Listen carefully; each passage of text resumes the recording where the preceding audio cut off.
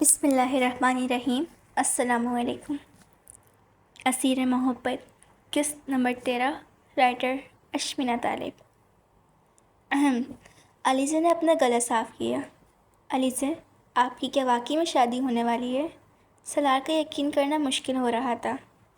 جی، میرا 1 مہینے بعد نکاح ہے۔ آپ مجھے بھول جائیں اور اپنی زندگی میں آگے بڑھیں۔ علیزہ، آپ کیوں نہیں سمجھ رہی ہیں؟ میں آپ کے بغیر نہیں رہ سکتا۔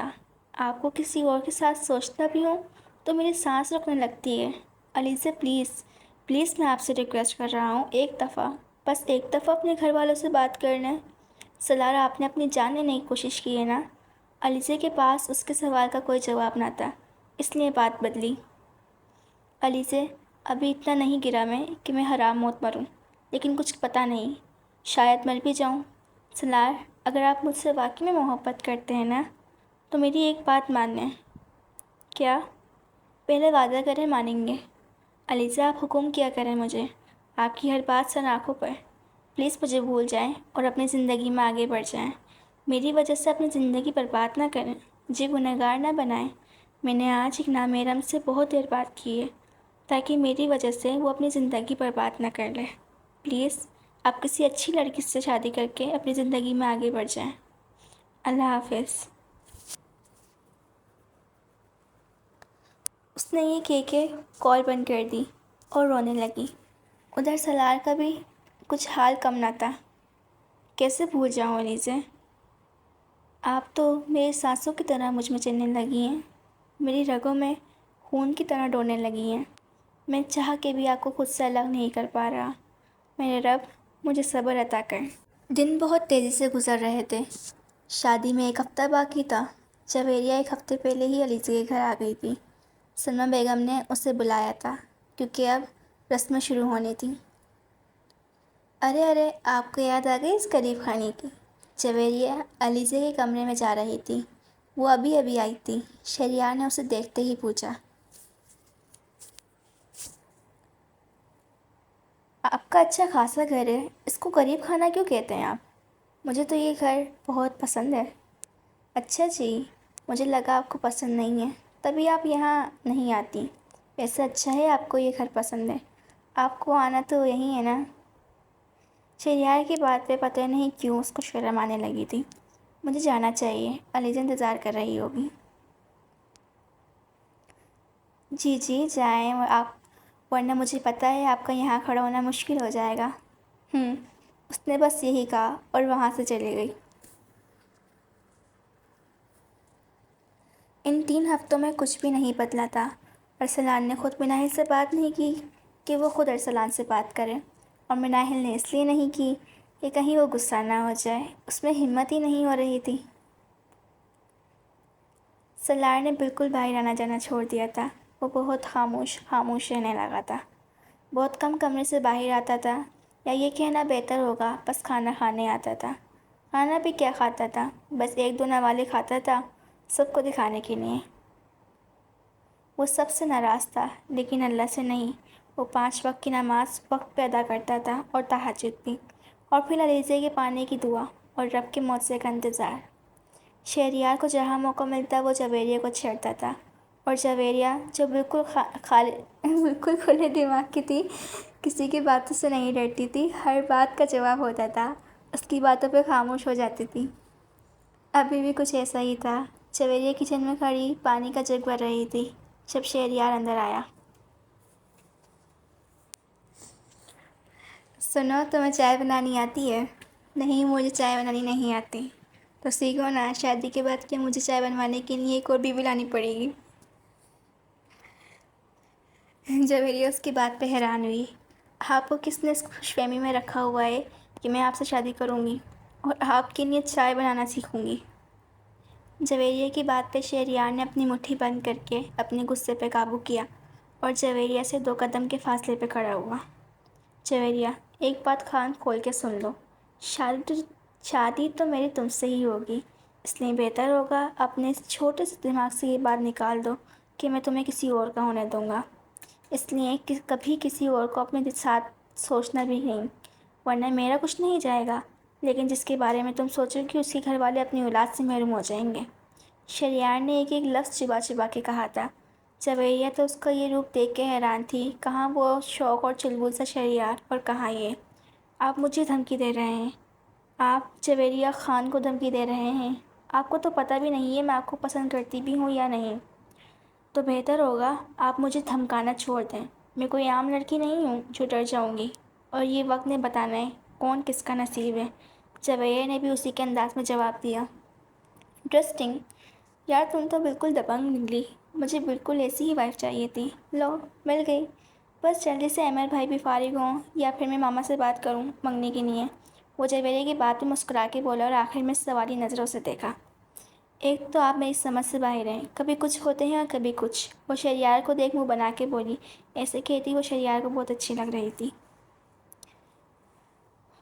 مس جویریہ، دلہن تو آپ میری بنیں گی، اور اگر میری نہیں بنی تو جس کو آپ کو بننے کا شوق ہے، پہلے اس کو ماروں گا پھر خود کو، بلکہ نہیں، خود کو کیوں ماروں گا، آپ کو ماروں گا، اور پھر ایک خوبصورت لڑکی سے شادی کر لوں گا اور خوشی خوشی رہوں گا۔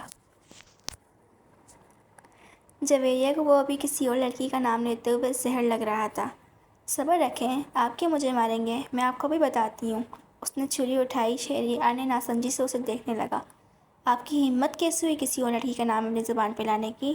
لانا تو دور، سوچنے کی بھی۔ اس نے چھری شہریار کی طرف کرتے کہا، ارے پاگل ہو گئی ہو کیا، لگ جائے گی، ہاتھ تو مارنا ہی ہے۔ آپ نے کسی اور لڑکی کے بارے میں سوچا بھی کیسے؟ تمہیں جلن ہو رہی ہے، صاف صاف کہو نا۔ شہریار کو مزہ آ رہا تھا۔ مجھے کوئی جلن نہیں ہو رہی۔ اپنی چوری پکڑی جانے پہ اس کی زبان لڑکھڑائی۔ اس نے چھری واپس اپنی جگہ پہ رکھی۔ اچھا تو پھر میں جس کے بارے میں بھی سوچوں یا جس سے بھی بات کروں تمہیں کیا؟ شہریار، اس نے پھر سے چھری اٹھائی۔ اچھا سوری۔ اس کی روتی شکل دیکھ اس پہ ترس آ گیا تھا۔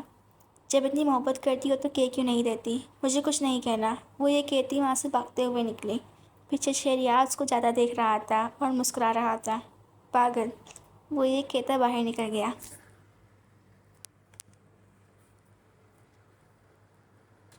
علیزہ بہت خاموش سی رہنے لگی تھی۔ سب کو لگتا تھا کہ گھر سے دور جانے کی وجہ سے، پر حقیقت صرف وہ اور اس کا خدا جانتا تھا۔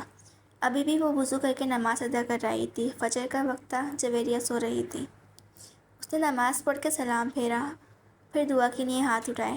گرم سیال اس کے منہ موم جیسے گالوں کو بھگو رہے تھے، پرکشش کالی آنکھیں، آنکھوں میں آنسو۔ کرب، تکلیف، اذیت کیا نہیں تھا، پھر بھی اس میں صبر تھا۔ اس کے پاس خدا تھا۔ وہ ان لوگوں کی طرح نہیں تھی، اپنا آپ ضائع نہیں کر رہی تھی محبت میں، وہ صبر کر رہی تھی۔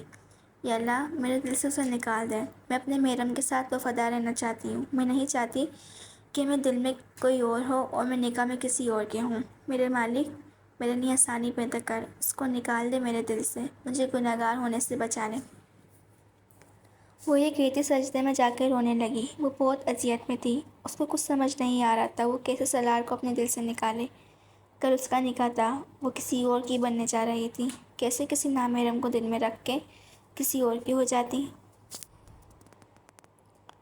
دوسری طرف سالار مسجد میں بیٹھا تھا، سر سجدے میں تھا، آنکھیں بند تھیں اور آنکھوں کے سامنے وہ پرکشش آنکھیں۔ اس نے سجدے سے سر اٹھایا، دعا کے لیے ہاتھ اٹھائے۔ یا اللہ، اس محبت نے تو کافر بنا دیا ہے۔ آپ کے سامنے ہوتے ہوئے، سجدے میں ہوتے ہوئے بھی وہ مجھ سے دور نہیں ہو رہی۔ میں تو کافر بنتا جا رہا ہوں۔ میرے مالک میری محبت کو خالص کر دے۔ مجھے بہت درد ہو رہا ہے اس دل میں، ایسا لگتا ہے کچھ بہت برا ہونے والا ہے۔ میرے مالک، مجھے کفر کرنے سے بچا لے۔ یا تو اس کو میرے نصیب میں لکھ دے یا مجھے صبر عطا کر اور اس کو میرے ذہن سے نکال دے۔ میرے مالک، مجھے اس اذیت سے نکال دے۔ وہ اب رو رہا تھا۔ دیکھا ہے کبھی کسی مرد کو روتے ہوئے؟ کیسی محبت تھی۔ کل وہ کسی اور کی ہونے جا رہی تھی اور وہ آج بھی بیٹا اسی کو مانگ رہا تھا۔ آج علیزے کا نکاح تھا۔ گھر میں ہر جگہ بھاگ دوڑ چل رہی تھی اور لڑکیاں تیار ہو رہی تھیں۔ آج ہی علیزے کی رخصتی بھی تھی تو سب اداس بھی تھے۔ جویریہ نے پورا تیار ہو کے خود کو شیشے میں دیکھا۔ وہ اس وقت علیزے کے کمرے میں تھی۔ لڑکی گھر ہی تیار کرنے آئی تھی۔ میری یہ لپسٹک لائٹ کر دیں۔ میم، آپ پہ یہ کلر اچھا لگ رہا ہے۔ مجھے پتہ ہے پر شادی میری نہیں، میری دوست کی ہے۔ اس نے علیزے کی طرف اشارہ کیا جو سن بیٹھی تھی اور میک اپ آرٹسٹ اس کا میک اپ کر رہی تھی۔ اچھا آپ چھوڑ دیں، میں کر لوں گی۔ وہ یہ کہہ کے اپنی جگہ سے اٹھ کے علیزے کے پاس آئی۔ علیزے کیا ہوا؟ علیزے نظر اٹھا کے جویریہ کو دیکھا۔ علیزے، اس کی آنکھوں میں شکوہ تھا، خوف تھا۔ اس نے علیزے کو اپنے ساتھ لگایا اور کمر سہلائی۔ آپ ذرا باہر جائیں، میں بلاتی ہوں آپ کو۔ جب علیزے اس سے دور نہیں ہوئی تو اس نے لڑکیوں کو باہر بھیجا۔ علیزے میری جان، کیا ہوا یار؟ ان کے جاتے ہی اس نے اسے خود سے دور کیا اور پوچھا۔ جویریہ، یار مجھے بہت ڈر لگ رہا ہے، یار وہ کچھ کر نہ لے، میں اس سے اپنے دل سے نہیں نکال پا رہی۔ وہ اب رونے لگی تھی۔ علیزے میری جان، اب کچھ نہیں ہو سکتا، صبر رکھو۔ یار تم کب سے اتنی کمزور ہو گئی؟ جویریہ کے پاس اس کو دلاسا دینے کے لیے الفاظ نہیں تھے۔ علیزے نے بس اتنا کہا اور اپنے آنسو صاف کیے۔ وہ بھی جانتی تھی اب کچھ نہیں ہو سکتا۔ بس مجھے اور میک اپ نہیں کروانا، ان سے بولو اسکارف سیٹ کر دیں۔ اچھا چلو میں بولتی ہوں، بہت پیاری لگ رہی ہو تم۔ علیزے کو سوچ کے ہی خوف آ رہا تھا، وہ آج کسی اور کی ہو جائے گی، ہمیشہ ہمیشہ کے لیے۔ وہ سلار کو کھو دے گی۔ ایک ایسے انسان کے نام اپنی پوری زندگی کر دینا آسان نہیں ہوتا، جس کو آپ سے محبت ہی نہیں اور نہ ہی آپ کو اس سے۔